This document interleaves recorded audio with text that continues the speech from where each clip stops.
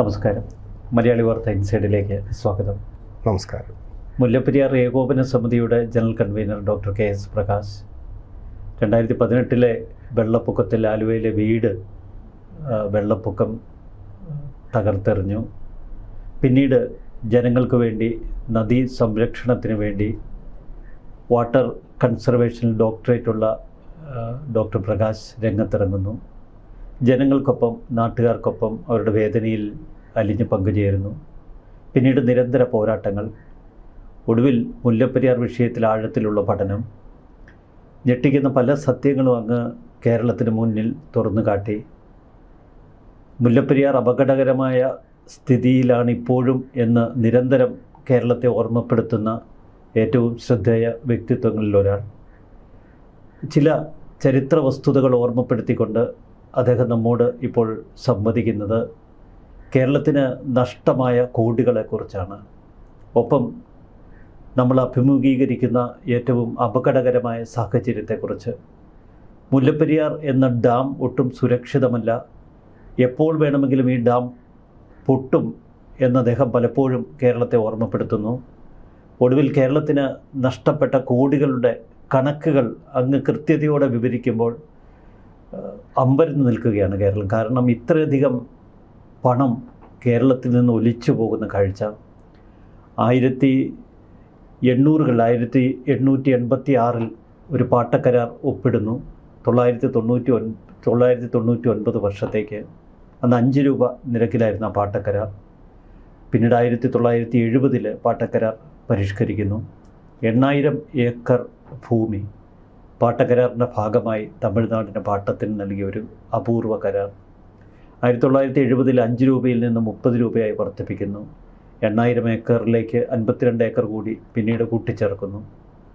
ഇത്രയധികം 8000-ലധികം ഏക്കർ സ്ഥലം, വലിയൊരു ജലനിക്ഷേപം, ഇവയൊക്കെയാണ് നമ്മൾ കൈമോശപ്പെടുത്തിയത്. അതിന് ചരിത്രപരമായ ഒട്ടനവധി വസ്തുതകളുണ്ട്. ഇത് ഇന്ത്യയുടെ ഫെഡറൽ തത്വങ്ങളിൽ അധിഷ്ഠിതമാണ് എന്നൊക്കെ തമിഴ്നാട് വിശദീകരിക്കുന്നുണ്ട്, ഘോരഘോര വാഗ്വാദങ്ങൾ നടത്തുന്നുണ്ട്. പിന്നീട് മാറി മാറി വന്ന സർക്കാരുകൾ കേരളത്തിലെ ജനങ്ങളെ അക്ഷരാർത്ഥത്തിൽ ചതിക്കുകയായിരുന്നു. ചിലർ പണം വാങ്ങി കേരളത്തിലെ ജനങ്ങളെ ചതിച്ചു, ചിലർ രാഷ്ട്രീയ ബന്ധങ്ങളുടെ പേരിൽ നമ്മെ ഒറ്റുകൊടുത്തു. 2015 അങ്ങ് വിശദീകരിക്കുന്ന അനുസരിച്ച് ഈ പാട്ടക്കരാർ 75,000 രൂപയിലേക്ക് ഉയർത്തുന്നു. പക്ഷേ ഇതിനിടയിൽ ഒലിച്ചുപോയ കോടികളുടെ ചരിത്രം, അത് അങ്ങിൽ നിന്ന് പ്രേക്ഷകർ അറിയാൻ ആഗ്രഹിക്കുന്നു. കേരളത്തിന് നഷ്ടമായത് എത്ര കോടി രൂപയാണ്? എല്ലാവർക്കും നമസ്കാരം. മുല്ലപ്പെരിയാർ ഇപ്പോൾ കേരളത്തിൽ വലിയ ചർച്ചാ വിഷയമായിട്ടുള്ള ഒരു വിഷയമാണ്. നമുക്കറിയാം, മുല്ലപ്പെരിയാർ ഡാമിനെ സംബന്ധിച്ചിടത്തോളം അതിൻ്റെ ബലക്ഷയത്തെക്കുറിച്ചും അതിൻ്റെ കീഴെ താമസിക്കുന്ന ഏതാണ്ട് 5 ജില്ലകളിലെ ജനങ്ങളുടെ ആശങ്കയെക്കുറിച്ചൊക്കെ മഴക്കാലമാകുമ്പോഴാണ് ചർച്ച വരാറുള്ളത്. പക്ഷെ മഴ മാറിയാലും മഴക്കാലമല്ലാത്ത സമയങ്ങളിലും കേരളത്തിലെ ഭരണ സ്ഥിരാകേന്ദ്രങ്ങളിൽ നാടകങ്ങൾ നടക്കുന്നു എന്നുള്ളതാണ് ഇത് വ്യക്തമാക്കുന്നത്. പണ്ടൊക്കെ നമ്മൾ സ്ഥിരം കേൾക്കുന്നതാണ്, തമിഴ്നാട്ടിൽ നിന്ന് ഇവിടുത്തെ ജലസേചന മന്ത്രിക്കും ഇവിടുത്തെ രാഷ്ട്രീയ നേതാക്കൾക്കുമൊക്കെ അണ്ടർ ടേബിൾ പണം എത്തും എന്നുള്ള ഒരു കഥ. അങ്ങനെ ഒരു കിംവദന്തിയുണ്ട്. പക്ഷെ പണ്ട് ജയലളിത പറഞ്ഞിട്ടുമുണ്ട്. പക്ഷെ നമുക്കതിൻ്റെ രേഖാമൂലമായ നടപടികളൊന്നും ആവശ്യപ്പെട്ടിട്ട് കിട്ടിയിട്ടില്ല. അത് പരസ്യപ്പെടുത്താൻ കഴിയില്ലല്ലോ. പക്ഷേ ഞാനൊരു പഠനം നടത്തിയതിനിടയ്ക്ക് ഇടുക്കി ജില്ലയിലെ 9 സബ് രജിസ്ട്രാർ ഓഫീസുകളിൽ RTI വെച്ചു. അവിടെ നമ്മളുടെ ഈ പറയുന്ന സബ് രജിസ്ട്രേഷൻ ഓഫീസുകളിലൂടെ മറ്റ് സംസ്ഥാനങ്ങളിൽ, പ്രത്യേകിച്ച് തമിഴ്നാട് പോലുള്ള സംസ്ഥാനങ്ങളിൽ നിന്നും വസ്തുവകകൾ വാങ്ങിയിട്ടുള്ളവരുടെ ലിസ്റ്റ്. പക്ഷെ ഇതുവരെ തന്നിട്ടില്ല. അത് അപ്പീലിൽ വന്ന് കിടക്കുകയാണ്. എൻ്റെ ചില സുഹൃത്തുക്കൾ പറയുന്നത്, ഇതിൽ എത്രമാത്രം വാസ്തവം ഉണ്ടെന്ന് എനിക്കറിയില്ല, പക്ഷേ വളരെ ഞെട്ടലുണ്ടാക്കുന്ന ഒരു സ്ഫോടനാത്മകമായ വിവരമാണ്. ഈ മുല്ലപ്പെരിയാർ ഡാമിൻ്റെ പരിസര പ്രദേശങ്ങളിലുള്ള കൃഷിയിടങ്ങളും സ്ഥലങ്ങളുമൊക്കെ വൻതോതിൽ തമിഴ്നാട്ടിൽ നിന്നുള്ളവർ വാങ്ങിക്കൂട്ടുന്നു. ഇതിന് പിന്നിൽ ആസൂത്രിതമായൊരു നീക്കം നടക്കുന്നു. മുല്ലപ്പെരിയാറിന് ചുറ്റുവട്ടത്ത് വലിയ തോതിൽ തമിഴ്നാട് സ്ഥലം വാങ്ങി കൈവശപ്പെടുത്തുന്നു എന്നുള്ളൊരു വാർത്ത. ഇതിൽ എത്രമാത്രം അതിൽ വാസ്തവം ഇല്ലാതില്ല. കാരണം ദേവികുളം താലൂക്ക് ഒരിക്കൽ തമിഴ്നാട് ക്ലെയിം ചെയ്തതാ. ഉടുമ്പൻചോലയും പീരുമേടും ക്ലെയിം ചെയ്യില്ല എന്ന് നമുക്ക് പറയാൻ കഴിയില്ല. കാരണം ഓരോ നിയോജക മണ്ഡലത്തിലും നല്ല വോട്ടർമാർ തമിഴ് വംശജരുണ്ട്. അപ്പൊ അങ്ങനെയെങ്കിൽ കൂടുതൽ ഭൂവുടമകളെ ആ പ്രദേശത്തേക്ക് കയറ്റി തമിഴ്നാട്ടിൽ നിന്നുള്ള ഒരു അധിനിവേശത്തിന്റെ ലക്ഷണമുണ്ടോ എന്ന് ചോദിച്ചാൽ ഉണ്ട് എന്ന് പറയാനാണ് എനിക്ക് ആഗ്രഹം. കാരണം സമീപ പഞ്ചായത്തുകൾ എടുക്കുമ്പോൾ ഏകദേശം ഒരു 30 പഞ്ചായത്തുകളിലെങ്കിലും തമിഴ് വംശജരുടെ വോട്ടിൻ്റെ ശതമാനം നല്ല ശതമാനം. അല്ല, അവിടെ പല കൃഷിയിടങ്ങളും വിൽക്കാൻ മുന്നോട്ട് വയ്ക്കുമ്പോൾ ഓടി വരുന്നത് തമിഴ്നാട്ടിൽ നിന്നുള്ളവർ. അത് മാത്രമല്ല, കൂടിയ വിലയ്ക്ക് വാങ്ങുന്നു. കൂടിയ വിലയ്ക്ക് വാങ്ങിയാൽ അവിടുത്തെ പ്രദേശത്ത് താമസിക്കുന്നവരെല്ലാം ഈ ഇടനാട്ടിലേക്ക് വരേണ്ടി വരും കുറച്ച് കഴിയുമ്പോൾ. അപ്പം ആ പ്രദേശം മുഴുവനും ഇടുക്കിയെ സംബന്ധിച്ചിടത്തോളം തമിഴ്നാടിന് കൺസേൺ ഉണ്ട്. അത് പണ്ടേ ഉണ്ട്. പശ്ചിമഘട്ടത്തിൽ അവർക്ക് ഏറ്റവും കൂടുതൽ നോട്ടം ഉള്ളൊരു സ്ഥലമാണ് ഇടുക്കി മേഖല. അപ്പോൾ ഞാനിവിടെ അങ്ങ് ചോദിച്ച പോലെ 1886 പാട്ട കരാറാണല്ലോ മുഖ്യം. ഈ പാട്ടക്കരാറ് 1970 സി അച്യുതമേനോൻ മുഖ്യമന്ത്രി ആയിരുന്നപ്പോൾ റിവൈസ് ചെയ്തതുമാണ്. ഈ പാട്ടക്കരാർ പ്രകാരം 86 തന്നെ 5 രൂപയ്ക്കുണ്ടായിരുന്നത് 70 മാറ്റി 70 30 രൂപയാക്കിയെന്ന് അങ്ങ് പറഞ്ഞല്ലോ. അപ്പോൾ വർഷങ്ങൾ ഏറെയായി. 1886 ശേഷം 1901 അതുമുതൽ 2026 വരെയുള്ള കാലഘട്ടത്തിൽ നമ്മൾ എടുക്കുമ്പോൾ ഈ 1901 മുതൽ 30 രൂപ വെച്ച് വാങ്ങിച്ചുകൊണ്ടിരിക്കുന്നുണ്ട്. അതൊന്ന്. 2, പാട്ടക്കരാർ മൂലകരാർ 1886 8,000 ഏക്കറും പരിസര പ്രദേശങ്ങളിൽ നിന്നൊരു 100 ഏക്കറും കൂടി 8,100 ഏക്കറാണ്. അത് കാലക്രമേണ 70 റിവിഷൻ വന്നപ്പോൾ 42.17 ഏക്കർ കൂടി കൊടുത്തു. അപ്പോൾ 8,142.17 ഏക്കറായി. ഈ നമ്മളുടെ കണക്ക് സർക്കാർ തന്നിട്ടുള്ള RTA കണക്കിൽ പറയുന്നത് 8,592.97 ഏക്കർ ഉണ്ടെന്നാണ്. അതിൻ്റെ പൈസയാണ് ഇപ്പോൾ നമ്മൾ 30 രൂപ വെച്ച് വാങ്ങിച്ചുകൊണ്ടിരിക്കുന്നത്. അപ്പോൾ എനിക്കൊരു സംശയം തോന്നി, 450.80 ഏക്കർ എങ്ങനെ കൂടി വന്നു? അപ്പോൾ ഞാൻ ഈ സംശയം കൊണ്ട് നമ്മുടെ RTA കൊടുത്തു. അവർക്ക് അതിനെക്കുറിച്ച് യാതൊരു അറിവുമില്ല. എനിക്ക് RTA മറുപടി തന്നിട്ടുണ്ട്, അറിയില്ല. കമ്പം എന്ന് പറയുന്ന സ്ഥലത്ത് തമിഴ്നാടിൻ്റെ ഡ്രോട്ടിംഗ് ഓഫീസറുടെ ഓഫീസുണ്ട്. അവർക്ക് ഈ പറഞ്ഞോണം ഇത് അവരുടെ ഒരു ജീവാത്മകമായിട്ടൊരു കാര്യമാണ് ഈ വാട്ടർ എന്ന് പറയുന്നത്. അപ്പോൾ അവർക്ക് അവിടെ ഈ WRDയുടെ അഡീഷണൽ ചീഫ് സെക്രട്ടറി മുതൽ താഴേക്കിടെയുള്ള AE വരെയുള്ള ആളുകൾ ഇതിൽ കൺസെൻറ്റാണ്. നമ്മളുടെ ആളുകൾ ഇതൊന്നും അത്ര കാര്യമായിട്ട് എടുത്തിട്ടില്ല. അപ്പോൾ കമ്പത്ത് നിന്നുള്ള റിപ്പോർട്ട് എനിക്ക് കിട്ടിയതനുസരിച്ച് അവർ പറയുന്നത് ഞങ്ങൾക്ക് ഇതിനെക്കുറിച്ച് യാതൊരു കണക്കും കയ്യിലില്ല. അപ്പോൾ 450.80 ഏക്കർ എങ്ങനെ കൂടി എന്നുള്ളതിനെക്കുറിച്ച് ഞാൻ ചിന്തിച്ചു നോക്കിയപ്പോൾ എനിക്ക് കിട്ടിയത് പഴയ കണക്കനുസരിച്ച് വരെയാണെങ്കിൽ 8,100 ഏക്കർ പ്ലസ് 70-42 മാറ്റിയിട്ടാലും കോണ്ടൂർ ലൈൻ വെച്ചിട്ട് എപ്പോഴെങ്കിലും അളന്നിട്ടുണ്ടാകാം. കോണ്ടൂർ ലൈൻ പ്ലസ് 155 ഫീറ്റിൽ അളക്കുകയാണെങ്കിൽ ഈ പറയുന്ന 450.80 കിട്ടിയിട്ടുണ്ടാകാം. പക്ഷെ ആധികാരികമല്ല.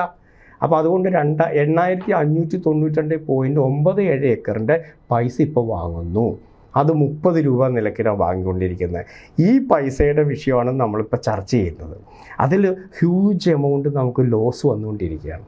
1970 30 രൂപയാക്കിയെങ്കിലും ആ 2000 അത് പുതുക്കേണ്ടിയിരുന്നതാണ്. 30 വർഷത്തെ കരാറാണത്. ഈ പാട്ടക്കരാറിലെ വാടക മാത്രം. ഈ റോയൽറ്റി പറയുന്ന വൈദ്യുതി അതിൽ പറയുന്നില്ല. വൈദ്യുതിയുടെ പറയുന്നത് റോയൽറ്റി ഒരു യൂണിറ്റിന് 0.000137 പൈസയാണ് തമിഴ്നാട് നമ്മൾ വെള്ളം കൊടുക്കുന്നത്. അത് 350 മില്ലി യൂണിറ്റ് വരെ. 350 മില്ലി യൂണിറ്റ് കഴിഞ്ഞ് ഒരു യൂണിറ്റ് കൂടിയാൽ 0.02055 ആണ്. അപ്പോഴും ആ പൈസ ആയിട്ടില്ല. ഇതങ്ങനെ പോകുന്നു 70 മുതൽ 2026 വരെ. പക്ഷേ ആ പ്രൊവിഷൻ അതിൽ ഉൾപ്പെടുത്തിയിട്ടില്ല. 70 ശേഷം 30 വർഷം കഴിയുമ്പോൾ ഈ പാട്ടവാടക പുതുക്കുന്നത് പോലെ ഇത് പുതുക്കണമെന്ന് എഴുതാതെ പോയി.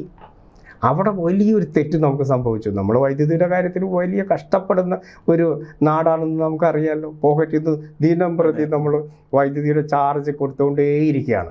അപ്പോൾ ഈ പറയുന്ന ഈ പാട്ടവാടക മാത്രം 30 രൂപയാക്കി വർദ്ധിപ്പിച്ചുകൊണ്ട് 2001 മുതൽ 2000 മുതലാണ് റിവിഷൻ നടത്തേണ്ടത്. 1 മുതൽ ഈ 2026 വരെയുള്ള ഈ 25 വർഷം കൊണ്ട് ഇത് വർദ്ധിപ്പിക്കുന്നതിന് ആവശ്യമായിട്ടുള്ള പേപ്പർ വർക്കുകൾ തന്നെ തകിടം മറിഞ്ഞു കിടക്കുകയാണ്, തിരിമറിയാണ്. 2005 ഒന്നും ചെയ്തിട്ടില്ല. 2010 ആയപ്പോഴേക്കും ഇതിൻ്റെ പേപ്പറുകളൊന്ന് നീങ്ങി തുടങ്ങി. 2014 ആയപ്പോഴേക്കും ഒരല്പം ജീവൻ വെച്ചു. 2015 തന്നെ അന്നത്തെ മുഖ്യമന്ത്രി ഉമ്മൻചാണ്ടി അതിനിടയ്ക്ക് നടന്ന കാര്യങ്ങളെല്ലാം ഒരു മീറ്റിങ്ങിൽ കൺക്ലൂഡ് ചെയ്തിട്ട് ഒരു നിർദ്ദേശം കൊടുത്തിരുന്നു. പാട്ടക്കരാറുമായി ബന്ധപ്പെട്ട വാടക വാങ്ങുന്നതിന് റവന്യൂ വകുപ്പ് നിശ്ചയിച്ചിട്ടുള്ള 1 ഏക്കറിന് 75,000 എന്ന് പറയുന്ന ആ എമൗണ്ട് വെച്ചിട്ട് കാൽക്കുലേറ്റ് ചെയ്യണം. പക്ഷേ അത് 2025 10 വർഷം കഴിഞ്ഞിട്ടും ചെയ്തിട്ടില്ല. അപ്പോൾ ഇതിനകത്ത് എന്തോ കാര്യങ്ങൾ നടന്നിട്ടുണ്ട് എന്നുള്ളതാണ് എന്നെ ആശങ്കപ്പെടുന്നത്. അതിന് ഞാൻ പറയുന്ന ഒരു കാര്യം എന്തെന്ന് വെച്ചാൽ AG ഓഡിറ്റ് ചെയ്തു. അതനുസരിച്ച് ഒരു വർഷം ഏകദേശം 65 കോടി രൂപ കിട്ടണം. 65 കോടിയൊന്നും അല്ല, അതിലപ്പുറം പോകും. കാരണം AG ഓഡിറ്റ് ചെയ്തപ്പോൾ തന്നെ അവർ കണ്ടെത്തിയത് 30 രൂപയായിരുന്നു 1 ഏക്കറിന്, 750 രൂപ വെച്ച് വാങ്ങിക്കാൻ പറഞ്ഞിട്ട് നിർദ്ദേശം വന്നു എന്ന് ഒരു നിർദ്ദേശം ചീഫ് എഞ്ചിനീയറുടെ കിട്ടിയെന്ന് പറഞ്ഞാണ് ഈ പറയുന്ന AGക്ക് കൊടുത്ത റിപ്പോർട്ട്. ഈ 750 പറഞ്ഞാൽ എങ്ങനെയെന്ന് വെച്ചാൽ ഈ റിവിഷൻ നടത്താത്തത് കൊണ്ട് നഷ്ടം വരുന്നു എന്ന് കണ്ടിട്ട് 30 രൂപ എന്നുള്ളത് 25 ടൈംസ് കൂട്ടാനുള്ളൊരു നിർദ്ദേശം കിട്ടും. അപ്പോൾ 750 രൂപയാണെന്ന് തെറ്റിദ്ധരിച്ചുകൊണ്ട് AG ആ തുക വെച്ച് ഇട്ടിട്ട് പോലും അന്ന് തന്നെ 14 കോടി ഉണ്ടായിരുന്നു കിട്ടാൻ. അത് കൃത്യമായിട്ട് ഓഡിറ്റ് റിപ്പോർട്ട് നമ്മുടെ കയ്യിലുണ്ട്, AGയുടെ ഓഡിറ്റ്. ഞാൻ പറയുന്നതല്ല, കൃത്യമായിട്ട് റവന്യൂ ഡിപ്പാർട്ട്മെൻറ്റ് 75,000 രൂപ ഇതിന് വച്ചിട്ട് എന്തുകൊണ്ട് അത് പ്രൊസീഡ് ചെയ്തില്ല?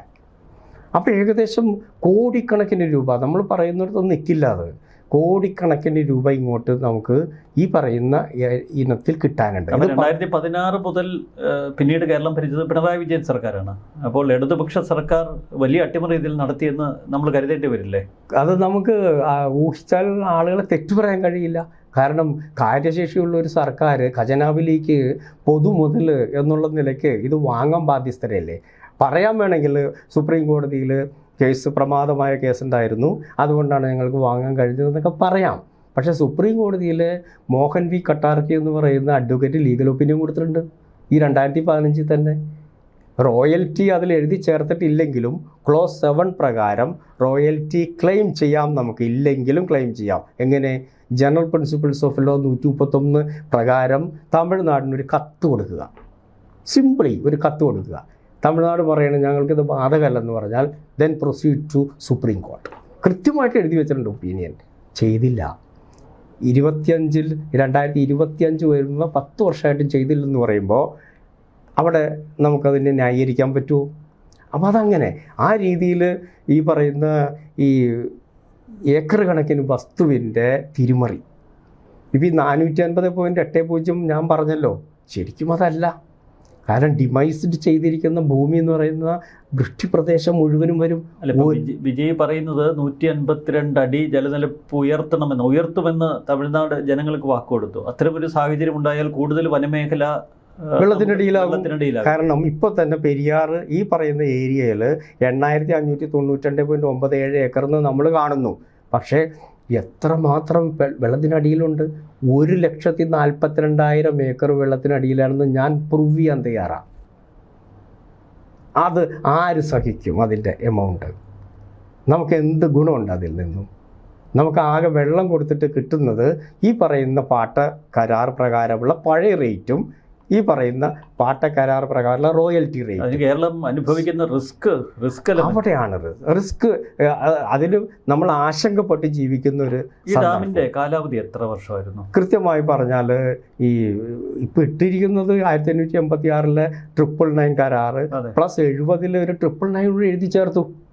അപ്പോൾ ഏകദേശം 2000 വർഷത്തിന് 2 വർഷം കുറവുള്ളൂ. അല്ല, അത് നമ്മുടെ കരാർ കാലാവധി. ഈ ഡാമിന് യഥാർത്ഥത്തിൽ എത്ര വർഷം? ജലവുമായി ബന്ധപ്പെട്ട ഡാമുകൾക്ക് ഈ BIS സ്റ്റാൻഡേർഡ് പ്രകാരം പറയുന്നത് 100 വർഷമാണ് ലൈഫ് സ്പാൻ. അപ്പോൾ ഇത് 2000 എത്തുന്നതിന് മുൻപ് തന്നെ കാലാവധി ഇപ്പം തന്നെ കഴിഞ്ഞു നിൽക്കുകയല്ലേ. 100 വർഷം അങ്ങനെയാണെന്നുണ്ടെങ്കിൽ 1987 BIS വന്നത്. ഇത് പ്രകാരം അത് 50 വർഷം പിന്നിട്ടു. അങ്ങനെയാണെങ്കിൽ ഈ പറയുന്ന എംപവേർഡ് കമ്മിറ്റിയുടെ റിപ്പോർട്ടിൽ BIS കയറി വന്നിട്ടില്ല. അല്ല, നമ്മുടെ അലക്സാണ്ടർ ജേക്കബ് സാറിൻ്റെ ഒരു അഭിമുഖം ഞാൻ കഴിഞ്ഞ ദിവസം കണ്ടു. അദ്ദേഹം ചോദിക്കുന്നത് ഈ സുർക്കി മിശ്രിതത്തിൽ പണിത 100 കണക്കിന് ഡാമുകൾ ഏഷ്യയിലുണ്ട്, അങ്ങനെയാണ് ഇതെല്ലാം പൊട്ടില്ലേ എന്നാണ് അദ്ദേഹം പറയുന്നതിൽ യാതൊരു അടിസ്ഥാനമില്ല. കാരണം അദ്ദേഹത്തിൻ്റെ റിപ്പോർട്ട് പറഞ്ഞിട്ടുണ്ട് 1986 റിപ്പോർട്ട് എന്നാണ് പറഞ്ഞത്. അദ്ദേഹം അതിൽ പറയുന്നുണ്ട് 40 വർഷത്തിന് മുമ്പ് ഞാൻ ചെയ്തു. 40 വർഷത്തിൻ്റെ കഥയാണോ ഇപ്പം മുല്ലപ്പെരിയാറിലുള്ളത്? അതിനുശേഷം എത്രയോ പഠന റിപ്പോർട്ടുകൾ വന്നു. 2009 വന്നു, 2011 വന്നു. അതിനുശേഷം ഇപ്പോൾ ഈ കറണ്ട് 2026 മെയ് 15 ഇൻസ്പെക്ഷൻ റിപ്പോർട്ട് വരെ വന്നിട്ടുണ്ട്. കേരളം പണം മുടക്കാമെന്ന് പറയുന്നു. എന്നിട്ടും തമിഴ്നാട് വിജയ്ക്ക് എന്തുകൊണ്ടാണ് ഒരു പുതിയ ഡാം എന്നുള്ള ഒരു ആശയത്തിലേക്ക് തമിഴ്നാട് എത്താത്തത്? തമിഴ്നാട് പുതിയ ആശയത്തിൽ എത്തിയാലും നമ്മളെ സംബന്ധിച്ചോളം പുതിയൊരു ഡാമിന് ഇനി പ്രസക്തി ഇല്ല. അവിടെ പശ്ചിമഘട്ടം ഇനി എന്തിന് പുതിയ ഡാം? അതാണ് നമ്മൾ ചോദിക്കേണ്ട ഒരു കാര്യം. ഈ വെള്ളമാണല്ലോ തമിഴ്നാടിന് ആവശ്യം. നമ്മൾ വെള്ളം കൊടുക്കില്ലെന്ന് പറഞ്ഞിട്ടില്ല ഇതുവരെ. നമ്മളുടെ ഒരു മുദ്രാവാക്യം തന്നെ തമിഴ്നാടിന് വെള്ളം, കേരളത്തിന് സുരക്ഷ. കേരളത്തിന് സുരക്ഷ എന്നാണ്. കേരളത്തിൻ്റെ സുരക്ഷ നമ്മൾ രണ്ടാമത് വെച്ചിട്ടും തമിഴ്നാട് ഈ സുരക്ഷയാണ് ആദ്യം വരേണ്ടതെന്ന് പറയാത്തത് എന്താ? അപ്പോൾ തമിഴ്നാടിന് വെള്ളം മാത്രം മതി. അപ്പം ഡാം പണിയാതെ നമ്മൾ എങ്ങനെ വെള്ളം കൊടുക്കാൻ കഴിയും? 2 ഓപ്ഷൻ അതിന് വച്ചിട്ടുണ്ട്. സുപ്രീം കോടതിയുടെ നിർണായകമായ 7/5/2014 വിധിയിൽ 3 കാര്യങ്ങളാണ് പറഞ്ഞിട്ടുള്ളത്. ഒന്ന്, പുതിയ ഡാം നിർമ്മിക്കുക എന്നുള്ളത്. അത് തമിഴ്നാടിൻ്റെ സമ്മതത്തോടെ കേരളവും തമിഴ്നാടും തമ്മിൽ ഒരു സമവായത്തിലെത്തി. ആസൂത്രണ കമ്മീഷൻ, അന്നത്തെ ഇപ്പോഴത്തെ നീതി ആയോഗ്, അവരുടെ സമ്മതവും പാരിസ്ഥിതിക പഠനങ്ങളും നടത്തിയിട്ട് വേണം പുതിയ ഡാം. അത് പോസിബിൾ അല്ല കേരളത്തിൽ പശ്ചിമഘട്ടത്തിൽ. അത് ഈ പഴയ ഡാമിൻ്റെ 300 മീറ്റർ താഴെ പുതിയൊരു ഡാം കെട്ടി അതിനൊരു 100 വർഷം കൂടി ഇനി ആയുസിട്ട് വീണ്ടും പണിത് അറബിക്കടലിൽ വരെ എത്തുമ്പോഴേക്കും 700 വർഷം 7 ഡാമിൻ്റെ സമയമാവും. ഈ പെരിയാറിൽ വെള്ളം ഉണ്ടാവുമോ? ഉണ്ടാവില്ല. അതുകൊണ്ട് വിഡ്ഢിത്തരമാണത്. പൊളിറ്റിക്കലായിട്ട് പിടിച്ചു നിൽക്കാനുള്ളൊരു മാർഗം മാത്രമല്ല. അപ്പോൾ പിന്നെ ഈ തൽസ്ഥിതി തുടരുമല്ലേ മാർഗം? ആ തൽസ്ഥിതി തുടരുമ്പോൾ ആശങ്കയ്ക്കൊരു പരിഹാരം വേണ്ടേ? അതിനുവേണ്ടി സുപ്രീം കോടതി രണ്ടാമത് പറഞ്ഞൊരു നിർദ്ദേശമുണ്ട്, ടണൽ നിർദ്ദേശം. അപ്പോൾ പലരും ടണലിനെതിരായ ആളുകളുണ്ട്, പക്ഷേ അതിനെ അനുകൂലിക്കുന്നവരുണ്ട്. മെട്രോ മൻസൂർ സാറ് പറഞ്ഞില്ലേ, ഒരു ടണലാകാം, പക്ഷെ അത് പഠനം നടത്തിയിട്ട് വേണം. ഫീസിബിലിറ്റി സ്റ്റഡി നടത്താൻ ഉദ്ദേശിക്കുന്നത് എന്താണ്? അതായത് ഫീസിബിലിറ്റി സ്റ്റഡി നടത്താൻ സുപ്രീം കോടതി തന്നെ ആ ജഡ്ജ്മെൻറ്റിൻ്റെ പാര 214 പറഞ്ഞിട്ടുണ്ട്. ഒരു ടണൽ വേണമെങ്കിൽ ആകാം. എങ്ങനെ? ഈ ഡാമിൻ്റെ ഡെഡ് സ്റ്റോറേജ് ഉണ്ട്. 50 അടിക്കും 104 അടിക്കും 104 വരെ ഉള്ളതാണ് ഡെഡ് സ്റ്റോറേജ് വെള്ളം. 104-നും 106.5-നും ഇടയിലുള്ള വെള്ളമാണ് നമുക്ക് ഈ തമിഴ്നാട്ടിലേക്ക് ഒഴുക്കി കൊണ്ടുപോകുന്നത്. 106.5-ലാണ്. അപ്പോൾ 136-ൽ എത്തുമ്പോൾ 106.5-ൽ നിന്ന് യഥേഷ്ടം ഒരു വെള്ളം കൊണ്ടുപോകാം. 142 വരെ ആകാമെന്ന് കഴിഞ്ഞ ജഡ്ജ്മെൻറ്റിൽ സുപ്രീം കോടതി കൊടുത്തു. ഈ 142 വിജയ് പറയുന്ന 152 ആകാം എന്നുള്ളത്. യഥാർത്ഥത്തിൽ 136 ആണെങ്കിലും വെള്ളം അവർക്ക് കിട്ടും, കൃത്യമാണ്. പക്ഷേ 104-ൻ്റെ ഡെഡ് സ്റ്റോറേജിലേക്ക് ഒരു ടണൽ കൂടി കൊടുത്താൽ അത് സയൻറ്റിഫിക്കലി പ്രൂവ്ഡ് ആണെങ്കിൽ, ഫീസിബിലിറ്റി സ്റ്റഡി നടത്തി ശരിക്കും അത് നടക്കുമെങ്കിൽ, അത് ചെയ്താൽ കൂടുതൽ വെള്ളം അവർക്ക് കൊണ്ടുപോയി സ്റ്റോർ ചെയ്യാം. അവർക്ക് അതിനുള്ള ലക്ഷക്കണക്കിന് സ്റ്റോറേജ് ടാങ്കുകളുണ്ട് ഇപ്പോൾ അവിടെ തമിഴ്നാടിന്. നമ്മളെപ്പോലെയല്ല, അവർക്ക് വെള്ളത്തിൽ കൺസേൺ ഉണ്ടെന്ന് ഞാൻ നേരത്തെ പറഞ്ഞില്ലേ. ശിരുവാണിയിൽ നിന്ന് കോയമ്പത്തൂർ കൊണ്ടുവന്ന് അവർ 1 കോടി രൂപയാണ് വാണിജ്യത്തിന് ഒരു സെൻറ്റിന് അവിടെ വില വരുന്നത്. ആ ഭൂമിയിലേക്ക് ശിരുവാണിയിൽ നിന്ന് 1.3 TMC വെള്ളം കൊണ്ടുപോവുകയല്ലേ. നമുക്ക് വല്ലത് ഗുണമുണ്ട് അതിൽ നിന്ന്. പറമ്പിക്കുള്ള ആളിയാറിൽ നിന്ന് കൊണ്ടുവന്നു, നമുക്ക് ഗുണമുണ്ട് അതിൽ നിന്ന്. അതിൻ്റെയൊക്കെ കരാറുകൾ പുതുക്കിയിട്ടില്ല. അത് നമുക്ക് ചർച്ച ചെയ്യേണ്ട വേറെ വിഷയങ്ങളാണ്. ഞാൻ പറഞ്ഞു വന്നത്, ഈ ഡാമിൻ്റെ ഈ പറയുന്ന ടണൽ നിർദ്ദേശം പരിഗണിക്കാവുന്നതാണെങ്കിൽ സുപ്രീം കോടതി 2014 പറഞ്ഞിട്ട് ഇതുവരെ ചെയ്തിട്ടില്ല. അത് പരിശോധിക്കാൻ തമിഴ്നാടിനോട് ആവശ്യപ്പെടാനുള്ള ഒരു വിൽ പവർ കേരളം കാണിക്കണ്ടേ? അവർ ചെയ്യില്ല, പോട്ടെ എന്ന് വയ്ക്കാം. നമ്മൾ ചെയ്യണ്ടേ? പക്ഷെ കത്ത് കൊടുത്തിട്ടില്ല. ഇതുവരെ കത്ത് കൊടുത്തിട്ടില്ല. ഈ കാര്യം കാണിച്ച് നമ്മൾ നാഷണൽ ഡാം സേഫ്റ്റി അതോറിറ്റിക്കും സെൻട്രൽ വാട്ടർ കമ്മീഷനും കത്ത് കൊടുത്തു. അവർ തന്ന മറുപടി എന്തെന്നറിയോ? സെൻട്രൽ ഗവൺമെൻറ്റിൻ്റെ മറുപടി അത്. അവർ പറഞ്ഞത് ഡാം സേഫ്റ്റി ആക്ട് 2021 നിലവിൽ വന്നു. ഈ തമിഴ്നാടും കേരളവും 2 ഫെഡറൽ സംസ്ഥാനങ്ങളാണ്. അവർ തമ്മിലൊരു അമിക്കബിൾ സെറ്റിൽമെൻറ്റിൽ എത്തിയാൽ ഞങ്ങളതിൽ ഇടപെടാം. സെറ്റിൽമെൻറ്റിൽ എത്താത്തോടത്തോളം കാലം ഞങ്ങൾക്ക് ഇതിൽ എന്ത് ചെയ്യാൻ പറ്റും എന്നുള്ള ഒരു നിലപാടിലാണ് കേന്ദ്രം. അല്ല, പുതിയ സർക്കാർ ഇപ്പോൾ കേരളത്തിൽ അധികാരത്തിലുണ്ട്. വി.ഡി. സതീശൻ ഒരാഴ്ച മുമ്പ് തമിഴ്നാട്ടിലെത്തി വിജയ് നേരിൽ കണ്ടിരുന്നു. മുല്ലപ്പെരിയാർ വിഷയം ഉൾപ്പെടെ ചർച്ചയിലുണ്ടായിരുന്നു എന്നാണ് സർക്കാർ വൃത്തങ്ങൾ ഔദ്യോഗികമായി നൽകിയ വാർത്താക്കുറിപ്പിൽ പറയുന്നത്. അപ്പോൾ ചുരുക്കത്തിൽ ഒരു പുതുധാരണയിലേക്ക് കാര്യങ്ങൾ എത്തില്ല, ഒരിക്കലും എത്താൻ പോകില്ല. കാരണം നമ്മുടെ ഭൂമി ഇനിയും നമ്മൾ കൊടുക്കാമെന്ന് നമ്മൾ അവിടെ ചെന്ന് പറയുന്നു. നമ്മുടെ സുരക്ഷ നമ്മൾ ആശങ്കപ്പെട്ട് നിൽക്കും. പുതിയ ഡാം പണിതാലിൻ്റെ പണം നമ്മൾ തരുമെന്ന് പറഞ്ഞു. എന്തിന്? നമ്മുടെ പോക്കറ്റിൽ നിന്ന് നികുതി പണം എടുത്ത് പുതിയ ഡാം പണിത് കൊടുത്തിട്ട് വെള്ളം കൊടുക്കാം എന്ന് പറയുന്നതിലും നല്ലതല്ലേ എന്തെങ്കിലും ചെലവ് കുറഞ്ഞൊരു പദ്ധതിയിൽ അത് ചെയ്യുക. അപ്പോൾ രണ്ടാമത് ഞാൻ പറഞ്ഞ പദ്ധതി ആലോചിക്കാതെയല്ലേ പുതിയ ഡാം വീണ്ടും കൊണ്ടുവന്നത്. ഇനി പുതിയ ഡാം ഒരു കള്ളത്തരമുണ്ട് അതിനകത്ത്. ഈ പുതിയ ഡാം പ്രപ്പോസൽ വെച്ചിട്ട് 2023 ആ പ്രപ്പോസൽ ഇവിടെ കൊടുത്തത്. അത് 2024 ലോകസഭയും രാജ്യസഭയും ചർച്ച ചെയ്തത്. ഏറ്റവും കൂടുതൽ കമ്മീഷൻ കിട്ടുന്ന ഈ ഡാം നിർമ്മാണത്തിലുണ്ട്. അപ്പോൾ അതുകൊണ്ടായിരിക്കാം ചിലപ്പോൾ അത് തെറ്റിദ്ധരിക്കുന്നതാണ് കേട്ടോ ജനങ്ങൾ.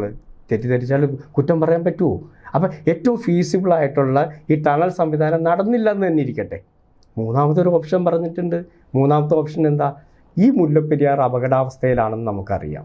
ഈ അപകടാവസ്ഥയിലുള്ള ഈ ഡാമിനെ ഒരു ഡൈവേർഷൻ ഡാമാക്കി മാറ്റാം, തടയണയാക്കാം.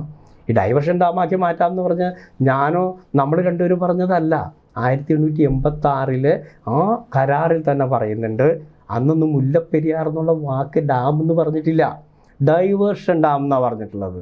എന്ന് പറഞ്ഞാൽ വെള്ളം തടഞ്ഞു നിർത്താതെ ഒഴുക്കി കൊണ്ടുപോകുക എന്നുള്ളതാണ്. ഒരു തടയണയാക്കി ഇതിനെ മാറ്റിയിട്ട് ഈ വെള്ളത്തിനെ കൊണ്ടുപോയി ഉപയോഗിക്കുക. ഒപ്പം നമുക്ക് കേരളത്തിലേക്കും കൂടി വെള്ളം എടുക്കാവുന്ന രീതിയിൽ 50-50 എന്തുകൊണ്ട് ആലോചിച്ചൂടാ? ഡാം അവിടെ നിൽക്കട്ടെ, വെള്ളത്തിൻ്റെ ലെവൽ കുറയും, വെള്ളം യഥേഷ്ടം ഒഴുകി വരുന്നത് കൊണ്ടുപോകാം, തമിഴ്നാടിന് സ്റ്റോക്ക് ചെയ്യാം, കേരളത്തിൽ ഇടുക്കിയിലേക്ക് കൊണ്ടുവന്നാൽ പവർ ജനറേഷൻ ആവും, നമ്മുടെ വൈദ്യുതിക്ക് ഒരു പരിഹാരം ആവില്ലയോ? അതെ. ഇതെന്തുകൊണ്ട് ചെയ്യുന്നില്ല? അപ്പോൾ ഒന്നാം ഡാം കൺസ്ട്രക്ഷനിൽ നിൽക്കുമ്പോൾ കോടികളുടെ ചിലവാണ് അവിടെ വരുന്നത്. അത് 10 വർഷം എടുക്കും. 10 വർഷത്തേക്ക് ഒരു 20,000 കോടി രൂപയില്ലാതെ അത് തീരാൻ പോകുന്നില്ല. ടണലിൻ്റെ വിഷയത്തിലേക്ക് വന്നാൽ ഏതാണ്ട് ഒരു 600 കോടി രൂപയുടെ താഴെയിൽ തീരും. 8 മാസം മതിയാകുമെന്നാണ് വിദഗ്ധർ പറയുന്നത്. പിന്നെ ഡൈവേർഷൻ ആണെന്നുണ്ടെങ്കിൽ ഒരു തീരുമാനം മാത്രം മതി. അപ്പോൾ ഇവിടെ വേണ്ടത് ഒരു രാഷ്ട്രീയ ഇച്ഛാശക്തിയാണ്. തമിഴ്നാട്ടിനെ അങ്ങനെ അത്ര എളുപ്പം ഡിക്റ്റേറ്റ് ചെയ്യാൻ പറ്റില്ല. ഇപ്പോൾ വിജയ് വലിയൊരു തലയെടുപ്പുള്ള നേതാവായി മാറിക്കഴിഞ്ഞിരിക്കുന്നു. ജനങ്ങളെ ഒപ്പം നിർത്തിയാണ് വിജയുടെ ഓരോ നീക്കവും. അതുപോലെ തന്നെ നമ്മുടെ മുഖ്യമന്ത്രിയും തലയെടുപ്പുള്ള നേതാവല്ലേ. കഴിഞ്ഞ തെരഞ്ഞെടുപ്പ് പ്രചാരണ വേളയിൽ തേനി ജില്ലയിലെ വോട്ടർമാർക്ക് വിജയ് കൊടുത്തൊരു വാഗ്ദാനമുണ്ട്. തേനി ജില്ലയിൽ നിന്ന് 4 TVK MLA-മാരെയാണ് വിജയ് വിജയിപ്പിച്ചെടുത്തത്. ജനങ്ങളോട് കൊടുത്തൊരു വാക്കുണ്ട്, മുല്ലപ്പെരിയാർ അണക്കെട്ടിൻ്റെ ഉയരം തൻ്റെ ഭരണകാലത്ത് കൂട്ടിയിരിക്കും. ഒരിക്കലും നടക്കാത്ത കാര്യം, ദിവാസ്വപ്നം മാത്രമാണ്. പക്ഷേ ഈ 152 എത്തണമെങ്കിൽ പുതിയ ഡാമും കൂടിയേ തീരൂ. നിലവിലുള്ള മുല്ലപ്പെരിയാർ ഡാമിൽ 152 എത്തിച്ചാൽ എപ്പോൾ പൊട്ടിയെന്ന് ചോദിച്ചാൽ എന്തിനാണ് ഈ പുതിയ ഡാമിൻ്റെ ചെലവ് ഞങ്ങൾ എടുക്കാം എന്നൊക്കെ പറഞ്ഞ സതീശൻ? എന്ത് കാര്യം? നമ്മുടെ ബഡ്ജറ്റിൽ 5.08 കോടി കേരളം കടത്തിലാണെന്ന് നമ്മുടെ ബഹുമാനപ്പെട്ട മുഖ്യമന്ത്രി തന്നെ നിയമസഭയിൽ ധവളപത്രത്തിൽ പറഞ്ഞല്ലോ. ഇനിയും നമ്മൾ കടം വാങ്ങിച്ചിട്ടോ എടുത്തിട്ടോ ഈ ഡാം കെട്ടിയിട്ട് നമുക്ക് എന്ത് ഗുണമുണ്ട്? ഇത് നോക്കുക. ഇത് ഈ പറയുന്ന ഗ്രാഫ് ഈ കൃത്യമായിട്ട് മുല്ലപ്പെരിയാർ ഡാം പൊട്ടിയാൽ, അങ്ങനെ സംഭവിക്കാതെ ഇരിക്കട്ടെ, 840 മീറ്റർ മുകളിലുള്ള ഈ ജലബോംബ് പൊട്ടി അറബിക്കടലിൽ എത്തുന്നതിൻ്റെ ഗ്രാഫാണിത്. ഇത് സ്റ്റഡി ചെയ്തിട്ടുണ്ട്, ഓരോ മാപ്പിലൂടെ സ്റ്റഡി ചെയ്തിട്ടുണ്ട്, കൃത്യമായിട്ട് സ്റ്റഡി ചെയ്ത്. ഇത് സുപ്രീം കോടതിയുടെ മുൻപാകെ ഇരിക്കുന്ന ഡോക്യുമെൻ്റ് അത്.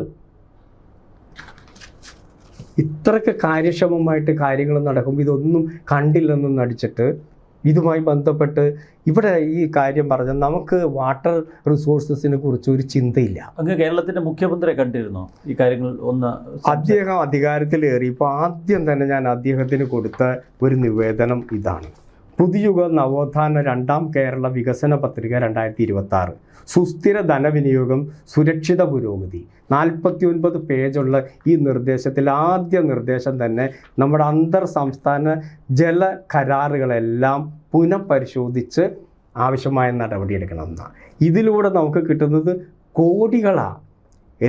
ഞാൻ കാൽക്കുലേറ്റ് ചെയ്തത് അനുസരിച്ചാണെങ്കിൽ 2,13,366 കോടി രൂപ ഖജനാവിലേക്ക് ലീസ് റെൻറ്റ്, റോയൽറ്റി, ഇലക്ട്രിസിറ്റിയുടെ ഫ്രീ ഷെയറിങ്, PAP പറമ്പിക്കുളത്തിൽ നിന്നുള്ള നഷ്ടം, അതുപോലെ തന്നെ ശിരുവാണി നഷ്ടം, അതുപോലെ കാവേരി നദീജല കരാറുമായി ബന്ധപ്പെട്ട നഷ്ടം. കാവേരി ട്രൈബ്യൂണൽ നമുക്ക് തന്നിട്ടുള്ള കടക്കണിയിൽ നിന്ന് രക്ഷപ്പെടാനുള്ള ഏറ്റവും തീർച്ചയായും മാർഗമാണ്. 30 TMC ആണ് കാവേരി നദീജലത്തിൽ നിന്ന് നമുക്ക് കിട്ടേണ്ടത്. കഴിഞ്ഞ 5 വർഷത്തെ കണക്കേ നമ്മുടെ കയ്യിലുള്ളൂ. 150 TMC ഉറപ്പാണല്ലോ. ഒരു TMC എന്ന് പറഞ്ഞാൽ എത്ര?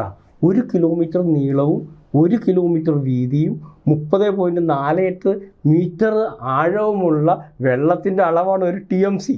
30 TMC വെള്ളം നമുക്ക് ഒരു വർഷം കാവേരിയിൽ നിന്ന് കിട്ടണം. കഴിഞ്ഞ 2025 വരെ നമുക്ക് 150 TMC ആണ് കിട്ടേണ്ടത്. നമ്മൾ കൺസ്യൂം ചെയ്തത് എത്രയെന്നറിയാമോ? 41.3317 TMC. ബാക്കി ഇവിടെ പോയി. 108 TMC വെള്ളം ആർക്ക് കൊടുത്തു? അത് അറിയണ്ടേ ജനങ്ങൾക്ക്? ഈ വെള്ളത്തിൻ്റെ കച്ചവടം സാധാരണക്കാർക്ക് അത്ര മനസ്സിലാവില്ല. കുടിവെള്ളത്തിന് 15 രൂപയാണോ ഒരു ലിറ്റർ? അതുപോലെ ഒരു വ്യവസായ വാണിജ്യം 50 രൂപയാണ് ഒരു ലിറ്റർ. ജലസേചന നിരക്ക് 3 രൂപയാണ്. മാർക്കറ്റ് നിരക്ക് 30 രൂപയാണ് ഒരു ലിറ്ററിന്. ഈ 108 TMC എന്ന് പറയുന്ന വെള്ളത്തിൻ്റെ തന്നെ വരുമ്പോൾ എത്ര വരും എന്നറിയാമോ? കോടികളാണ് ജലകരാർ പ്രകാരം നമുക്ക് നഷ്ടം. 2,79,040 കോടി രൂപയാണ് കൃത്യം പറഞ്ഞാൽ നമുക്ക് കിട്ടാൻ കിടക്കുന്നത്. അപ്പോൾ ഇതൊക്കെ ആർജവത്തോടെ കൈകാര്യം ചെയ്യാൻ വേണ്ടിയിട്ട് ബഹുമാനപ്പെട്ട മുഖ്യമന്ത്രി തയ്യാറാവണം. ഇതുമായി പഠിച്ചിട്ടുള്ള ഒട്ടനവധി ആളുകളുണ്ട്. അത് തെറ്റിദ്ധാരണ നടത്തുന്ന ഒട്ടനവധി ആളുകളുണ്ട്. അവരെ ഒരു വശത്തിരുത്തിക്കൊണ്ട് മറുവശത്ത് കാര്യങ്ങൾ സംസാരിക്കാനും ഇത് സെറ്റിലാക്കാനും വേണ്ടിയുള്ള നടപടിയായിട്ട് മുഖ്യമന്ത്രി ഇത് എടുക്കണം. തീർച്ചയായിട്ടും ഡോക്ടർ KS പ്രകാശ് ചൂണ്ടിക്കാട്ടിയതുപോലെ അതുപോലെ തന്നെ എനിക്ക് ഒരൊറ്റ കാര്യം കൂടി പറയാനുണ്ട്. ഭരണസിരാ കേന്ദ്രത്തിൽ ഇരിക്കുന്ന ഈ സെക്രട്ടേറിയറ്റിലെ ഉദ്യോഗസ്ഥന്മാർ ഇതുമായി ബന്ധപ്പെട്ട് അഡീഷണൽ ചീഫ് സെക്രട്ടറി IAS മുതൽ ചീഫ് എഞ്ചിനീയർമാർ വലിയ ലോബിങ് നടക്കുന്നു. ഈ ലോബിങ് അവസാനിക്കണം. ഞാൻ പറഞ്ഞു ഇവരെ എല്ലാം കൊണ്ടുവന്ന് ഇടുക്കിയിൽ ചപ്പാത്തിനോ വള്ളക്കടവിലോ കൊണ്ടുവന്ന് ഒരു വർഷം താമസിപ്പിക്കണമെന്നാ. എന്തുണ്ടായിക്കൂടാ? പാവപ്പെട്ട ജനങ്ങൾ മാത്രം ആശങ്കയിലിരുന്നാൽ മതിയോ? പോരല്ലോ. അപ്പം ഇവരെ കൂടി ഈ ഓഫീസ് വൃന്ദം ഇപ്പോൾ നെറ്റ് വഴി എല്ലാം നടത്താം. കോൺഫറൻസിന് മാത്രം തിരുവനന്തപുരത്ത് പോയാൽ മതി. മിനിസ്റ്ററുടെ ഓഫീസ് അവിടെ ഇരിക്കട്ടെ. ബാക്കി ഉദ്യോഗസ്ഥരെ കൊണ്ടുവന്ന് ഇടുക്കി കളക്ട്രേറ്റിലെങ്കിലും ഇരുത്തണം എന്നാണ് ഞാൻ പറയുന്നത്. അത്രയ്ക്ക് ലാക്സിറ്റി, ഡിസ്പാരിറ്റി, ഡിസ്ക്രിപ്പൻസി ഈ 3 കാര്യത്തിലും കേരളം അമ്പെ പരാജയമാണ്. ഇനിയെങ്കിലും നമ്മുടെ ബഹുമാനപ്പെട്ട മുഖ്യമന്ത്രി ഈ മാതൃക പിന്തുടരണം. എല്ലാം മാറും. നമ്മുടെ പ്രകൃതി വിഭവങ്ങളെ നമ്മൾ കൈകാര്യം ചെയ്യുമ്പോൾ ഇതുകൂടി കണക്കാക്കണം. തീർച്ചയായിട്ടും അങ്ങ് ചൂണ്ടിക്കാട്ടിയ ഏറെ ഗൗരവതരമായ വിഷയങ്ങൾ സർക്കാർ കണ്ണു തുറന്ന് കാണട്ടെ. മുഖ്യമന്ത്രി VD സതീശനും ടീമും 100 ദിനം പിന്നിട്ട് നിൽക്കുകയാണ്. ഇതൊരു ഓർമ്മപ്പെടുത്തലാണ്. വലിയ അപകടത്തിന് മുന്നിലുള്ള അവസാന ഓർമ്മപ്പെടുത്തൽ. തീർച്ചയായിട്ടും ഡോക്ടർ KS പ്രകാശിൻ്റെ ആ ദൗത്യം ഇനിയും തുടരും. ആ പോരാട്ടം തുടർന്നുകൊണ്ടേയിരിക്കും. ഒപ്പം പഠനവും. നന്ദി. നമസ്കാരം.